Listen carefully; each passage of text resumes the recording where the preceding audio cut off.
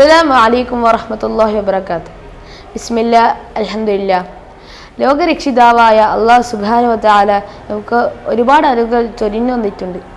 അതിൽ ഏറ്റവും പ്രധാനപ്പെട്ട അനുഗ്രഹമാണ് നമ്മുടെ ശരീരത്തിൽ അള്ളാഹു സംവിധാനിച്ചിട്ടുള്ള നാവെന്ന് പറയുന്നത്. ഒരിക്കൽ നബി സല്ലല്ലാഹു അലൈഹി വസല്ലമയോട് സുഫിയാൻ ബിൻ അബ്ദില്ലാ റളിയല്ലാഹു അൻഹു ചോദിച്ചു, അള്ളാഹുവിൻ്റെ റസൂലെ, താങ്കൾ എൻ്റെ മേൽ ഏറ്റവും കൂടുതൽ ഭയപ്പെടുന്ന കാര്യം എന്താണ്? അപ്പോൾ നബി സല്ലല്ലാഹു അലൈഹി വസല്ലം തൻ്റെ നാവ് പിടിച്ചുകൊണ്ട് പറഞ്ഞു, ഇതാണ് ഞാൻ ഭയപ്പെടുന്നത്.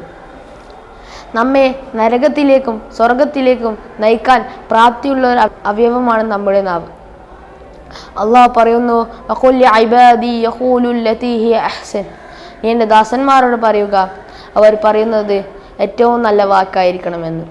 സഹോദരങ്ങളെ, നാം മറ്റുള്ളവർക്ക് നൽകുന്ന നല്ല വാക്കുകൾ ഹൃദയങ്ങളെ ചേർക്കും, പക്ഷേ കഠിന വാക്കുകൾ ഹൃദയങ്ങളെ വെറുപ്പിക്കും.